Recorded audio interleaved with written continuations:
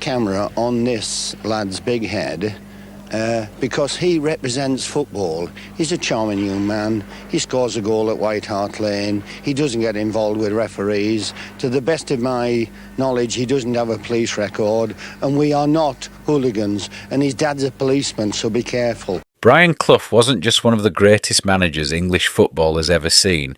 He was a storyteller, a motivator, and often a bit of a comedian. His players still tell tales about him decades later.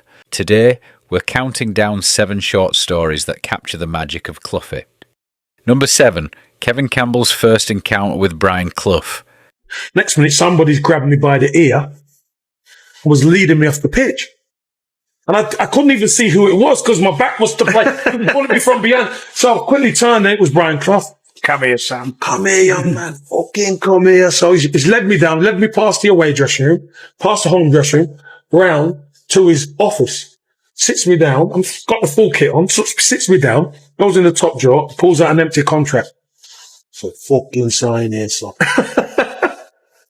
Said, Mr. Clough, I respect you. I said, but I'm an Arsenal fan and playing for Arsenal was everything to me. Next minute, bang, bang, bang. I didn't know it was Pat Rice, legend Pat Rice. Cloughie, you're out of fucking blah, blah, blah. He's kicking the door in. So he takes the door off the hinges, Ricey. Nutty Irishman. Good Irish. Kicks the door off the hinges anyway. And Cloughie's there with pen in his hand. He said, Ricey, if you just witnessed what I witnessed, you'd have done the same. Walk inside.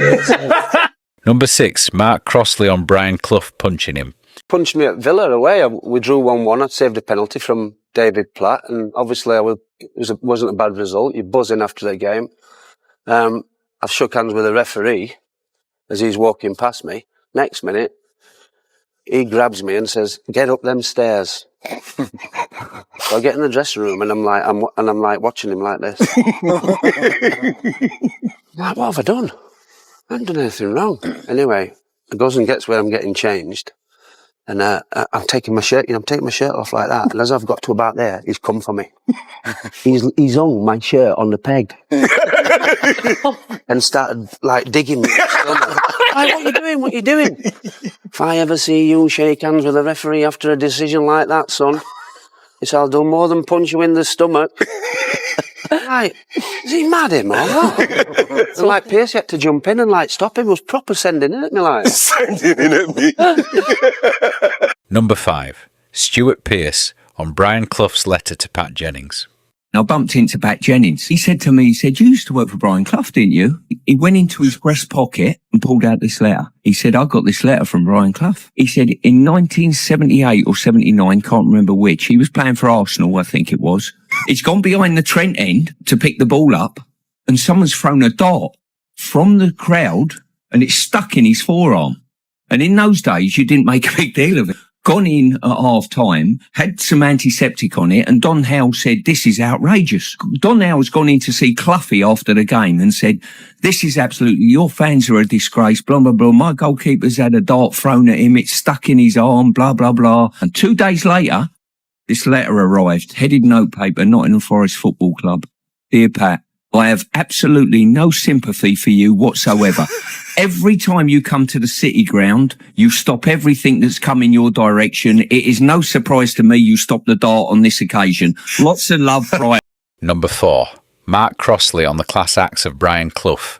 I mean, we never knew the extent of it, but we only read in the papers what people were thinking, and his health wasn't great. Whether it was down to too much tipple or what, I don't know. But I'll tell you one thing he did, he never forgot a thing, whether he'd had a drink or not. I remember playing at Huddersfield in the reserves, and I think he'd had a drink, and I broke my finger. Right, so I come off at half time, about 2 minutes to half time. I come off at half time, start taking my boots off, managed to get my glove off. So he comes over and he goes, "Can you play on for me?" And Archie Gemmell was stood behind him, nodding his head like that. So I've gone, I suppose so, but fuck knows what's going to happen. Anyway, we got beat 5. My old man's there. He comes up to me and goes, "Are you all right, young'un?" I goes, "I've broke my finger, but I'll be all right." Cloughie had his arm round me, and he said to my old man, "Piss off." So he gets on coach and he goes, "Who was that?" I says, "It was my dad." Next day, my mother got flowers, magazines. My dad got wine. Next day, and that's what it was like, mate. It was just class.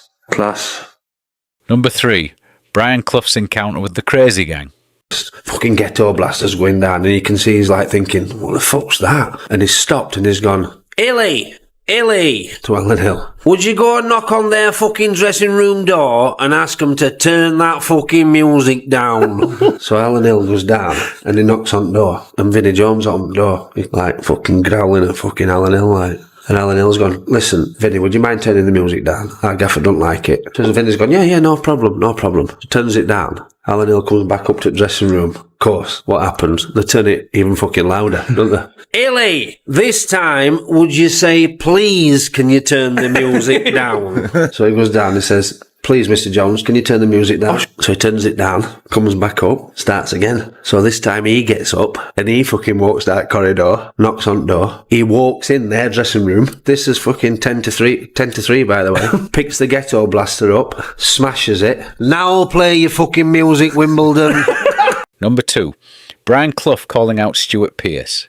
Captain in England, Gaffer's walked in, Cloughie's walked in, with a shopping bag in his hand. There's an iron in it. And he goes to Pearce, how did you think you played on Tuesday for England, skipper? And Pearce goes, yeah, I thought I fucking done all right, yeah. Well, I thought you were shit, son. Wasn't he, lads? He's gone to the dressing room.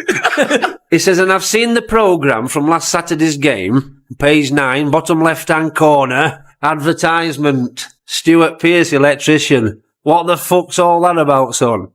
He says, well, when I played non-league football for Wealdstone, I'm an electrician by trade, and we've kept the business running in the family. Our captain's a fucking fraud, lads. My wife's at home now, and she calls that number because the light bulb's gone out.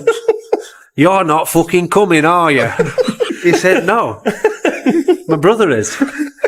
Told you, lads, captain's a fucking fraud. Number 1, Brian Clough, There's Only One God in Nottingham. Think close on £1 million, £999,099.99, because he said he weren't quite worth $1 million. So he couldn't get hold of it, couldn't pass it, couldn't run, didn't score enough goals. What Clough used to do, if he signed you and he didn't want you, he didn't mess about. Fash went to see him, because he were left out of the team after a few games. Gaffer, why am I not in the team? Son, you can't get hold of it, you can't pass it, you can't score me a fucking goal, you wear your socks halfway around your shin pads and it looks shit. And we've had Norwich City on the phone and they'd like to take you back. I suggest you think about it. A couple of days later he comes back. Gaffer, I've been thinking about what you said. I've had a word with God, and God thinks that I should stay here and fight for my place. To which the gaffer replies, unfortunately, son, there's only one God in Nottingham, and he thinks you should fuck off to Norwich. And that was 7 unforgettable Brian Clough short stories, straight from the players who knew him best, from humour to humility, and the occasional hairdryer moment. Cloughie left a mark that will never fade from English football. If you enjoyed these tales, don't forget to subscribe for more classic football stories. We've got plenty more legends to cover.